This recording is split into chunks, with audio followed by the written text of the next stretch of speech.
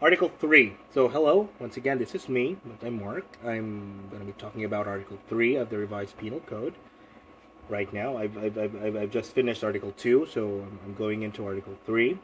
So, Article 3 is the definitions. So, it's the basic doctrine. Article 3 is the definitions. And it goes definitions. Acts and omissions punishable by law are felonies, delitos.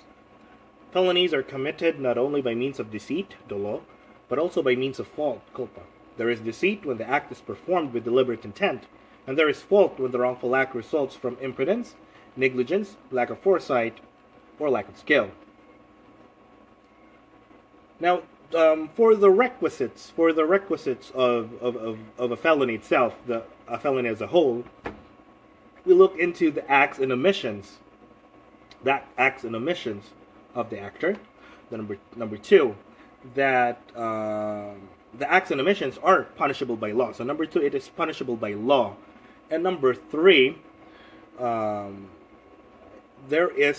act committed has an intention of malice and neglect.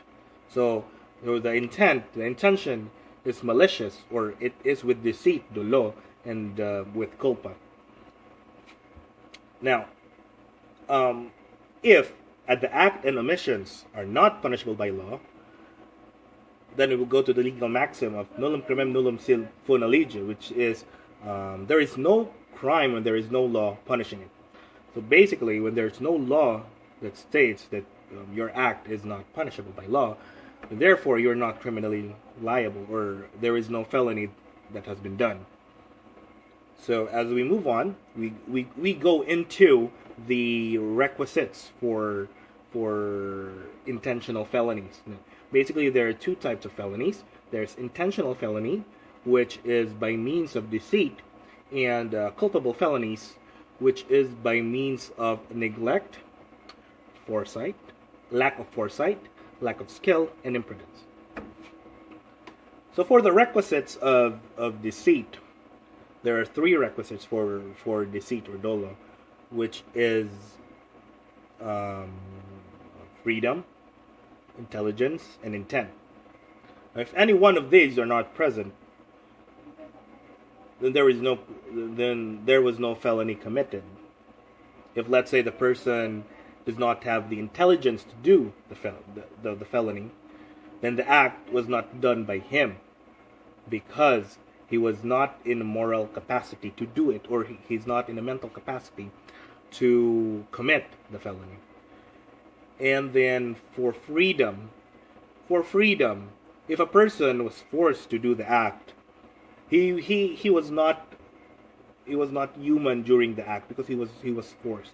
An act done by me against my will is not my act. It was not his act. And without freedom, the person the person is only a tool and not a human on the act itself. And for intent, there should be an intent to commit, or there is a malicious act that would hurt, or that can you will commit an act that will,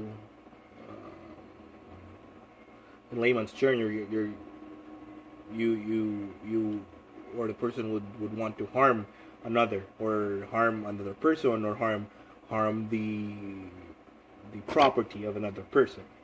Now for culpa, basically those are the three ingredients, or the three requisites for dolo, or deceit, or malice. There's a degree of malice in the act, on the intent. His intentions are malicious. Now for the requisites for culpa, the requisites for neglect, or culpable violations, culpable felonies, basically the two are the same. It's freedom and intent. However, the third requisite is either it's imprudence, the act done or the omission done was due to imprudence, negligence, lack of foresight, or lack of skill. Now, if the person um, shows that he has done imprudence or negligence on his act, he will be culpable. Or he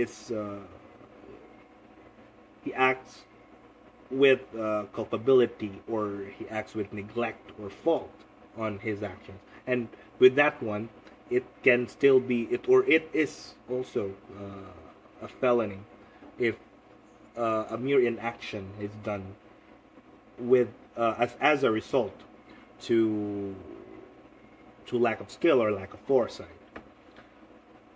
So basically, that's it um, for Article 3. Now let's move on to Article 4. Now, thank you for listening for Article 3, and I hope you listen again for Article 4.